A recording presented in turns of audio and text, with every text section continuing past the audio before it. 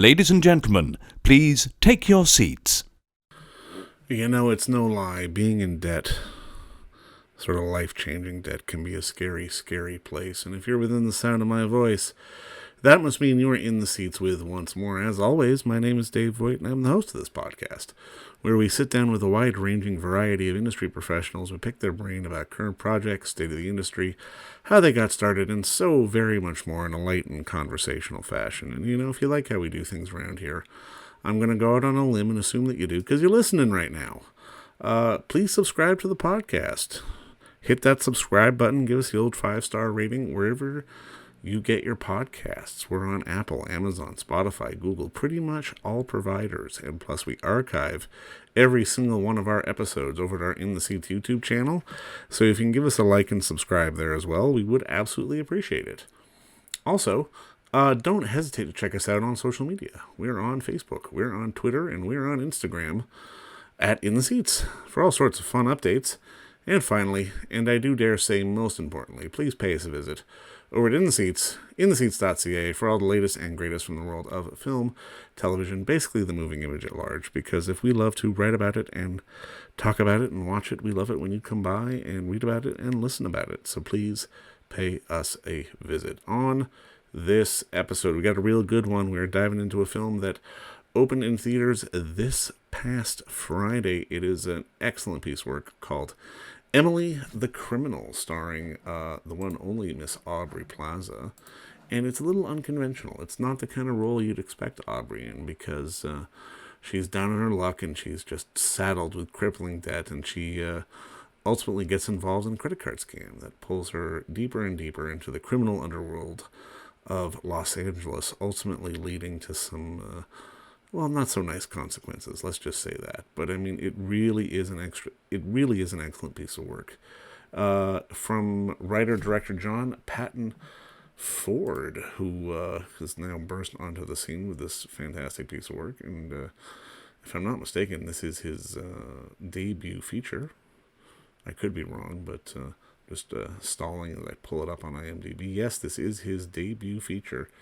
And honestly, he does a really good job with it. And we had the unique pleasure of sitting down and talking to the man and just asking about the origins of the story and so very much more. I mean, again, it's, you know, we like supporting independent cinema here, and this is a real shining example of that, as he does a great job. And I mean, and Aubrey steps out of her comfort zone too to deliver a fantastic performance. I mean, and she knew she could too, because obviously she's a producer on this film as well. But it's a great piece of work if you're looking for something to watch at your local Cineplex near you. It is playing. It's playing around. I do recommend checking it out. But first, check out our talk with John, because between you and me, it's a pretty good one. All right. Well, John, obviously, first off, man, thank you so much for the time today. I appreciate this. Oh, dude, thank you. Thank you for watching, and thank you for everything, man. No, I mean, congrats on the movie, man. It's a hell of a film. Walk me through, I guess, the origin of it all on your end. Well, step one, went to grad school, got into a fantastic amount of debt. So that's that one. And got out of school, and it was just hard, man. I had a hard time finding a job and dealing with the anxiety and the stress of debt. It's something I knew that, like, I wasn't alone, you know, like so many people throughout the country dealing with the same thing. So I wanted to make some kind of story that honored the way that feels. And yeah, your life becomes a thriller when you're short on money and high on anxiety. So that's where it came from initially.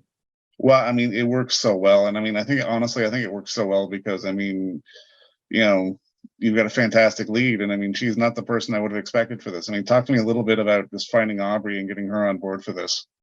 Yeah, man. I mean, yeah, I feel the same way. We're on the same page. She was not my idea. And in all fairness, I don't know if I ever would have had that idea, which is on me. I wrote the script. I didn't know who, I just wrote it, you know. And I gave it to a friend of mine for notes. Just, hey, what do you think of this?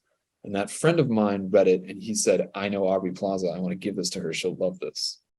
And I was kind of weirded out by that. I was like, really? I thought that was kind of an odd idea. Like, I can't quite imagine what that would she even want to do this? It just felt like, anyway, because I'd only seen her do comedy at that point, which is really on me. I just wasn't wasn't hip to what was going on. And he gave her the script. She read quickly, and she got in touch. She and I got in touch with each other, and I met her in the summer of 2018. And immediately I was struck by just how complex she is and how there are all these colors in that spectrum that I hadn't seen before. She was not what I was expecting.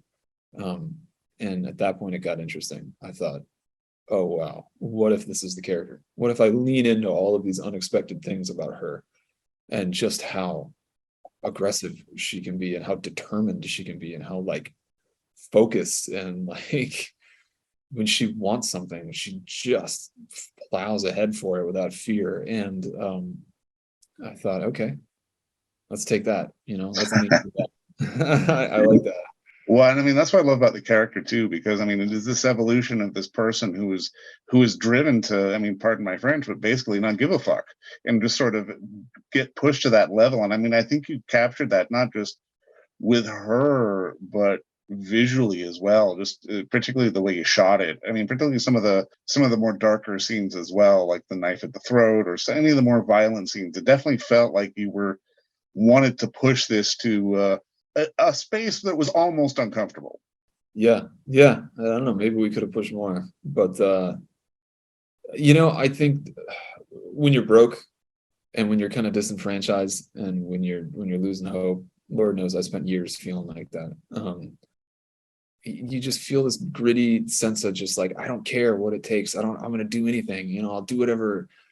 And I just wanted to have a character who honored that, who felt those same things and who was just willing to do whatever to get what she wanted. I think there's also a feeling like when you have a lot of debt and the cost of living is very high, you begin to feel like there's no way I can succeed by playing by the rules. Like, surely I'll have to break the rules to get by. Like that, I kind of got close to really, really becoming that person at one time in my life. So, I wanted the character to go there and to live in that zone and to not be judged. I didn't want the audience to judge this person. I wanted us to spend that and just empathize. And you can judge later, but not during the movie. So yeah. Now, I mean, what I think another thing I really appreciated, and I mean not to give too much away, it's not a happy ending, it's not a sad ending, but it's an ending. How important was it for you to sort of keep it in that sort of more ambiguous gray zone rather than, sort of give it sort of the happy, oh, she gets away with the bag of money and everything's fine kind of ending? I don't know. Sometimes you just have ideas and you don't know why you're compelled by them, and to define them and to intellectualize them, it's an exercise, but I don't really know if I could ever get to the bottom of that. I just knew that there was something weirdly compelling about, like, what it was is like she meets this guy who comes from another world and who left his old life behind to come reinvent himself here. And then she ends up doing the exact same thing in the end. There's something compelling about that to me. I think we just forget that we're all transient and that none of us have arrived anywhere. We're all on the way somewhere else. And especially Americans who are all the children of immigrants. And well, for sure, yeah. Our children themselves might very well be immigrants the way things are going. So like, there's something that felt right about that to me. The chemistry between Aubrey and Theo was, I mean, just top notch. Did you guys get a lot of time to sort of rehearse, or was it sort of a run and gun shoot kind of scenario? We had, I think, 2 days to rehearse, which is unheard of on a movie like this or any movie. You never get rehearsal time in the studio on anything. It's funny because I just read Sidney Lumet's autobiography and it's hilarious. He's like, first thing to do is 2 weeks rehearsal. And I'm like, wow. Not an indie cinema. Yeah. He's like, it should be 3, but we'll do 2. And no, so we had 2 days rehearsal, which was incredible. But I don't think we even really rehearsed. I mean, we went to a stage and we sort of talked about scenes, and then we hung out and we had lunch and we hung out some more. I wanted Aubrey and Theo to just be in the same room together and to develop at least some kind of dialogue and to be comfortable around each other. That's what I wanted. But like, the reality is that they're really different people. They come from very different worlds and they come from different schools of acting. They have very different ways of doing their jobs. And I think a lot of that chemistry that they have, it comes out of their differences, their natural differences in background. That's what I see when I see the movie.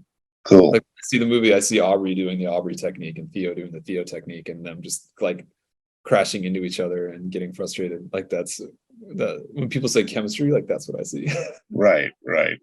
No, I mean, and I mean, I just got to say, like, in watching this, like, at least for me, like, I was drawing on sort of memories, a lot of the 70s, maybe early 80s thrillers that, I kind of grew up on. And I mean, this is a dumb question, but it's one I always like to ask.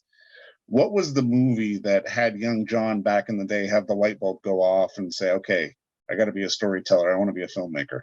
It's hard to narrow it down to just one.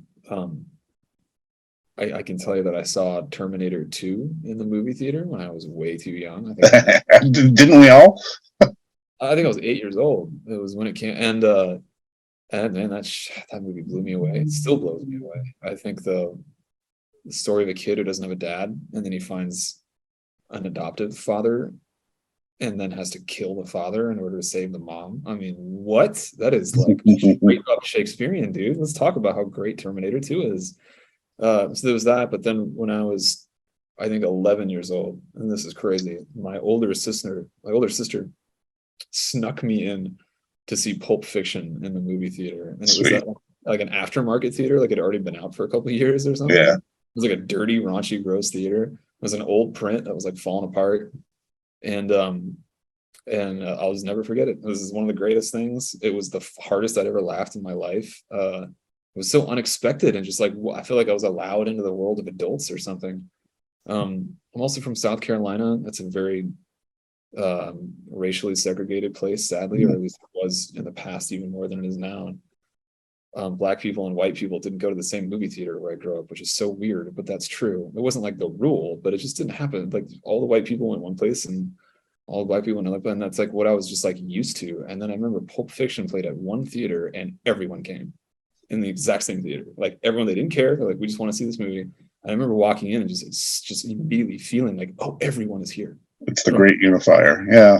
Everyone is, they put aside whatever differences they have to share this thing together. And I remember just audiences just like screaming and howling, and some guy kept standing up and sitting back down because he was the reaction he got out of it. It was just one of the great experiences, man. And so really that one more than anything. Well, you know what, man? I think your film here is going to evoke some reaction as well, because there's a real hard honesty to it that you can't look away from. And I mean, I absolutely loved it, man. You did a great job. Everyone did a great job. And just again, congrats on the film. And thank you so much for the time today, man. This was a lot of fun. Dude, thank you so much, David. I appreciate this. And don't forget to visit our friends over at Bay Street Video for all your DVD, Blu-ray rental, or purchasing needs this summer, as they are still open for curbside and some mailing delivery as well. Over at 1172 Bay Street, Toronto, Ontario, Canada, you can give them a call at 416-964-9088. That's 416-964-9088. Or send them an email at baystreetvideoto@gmail.com for any of your DVD and Blu-ray needs.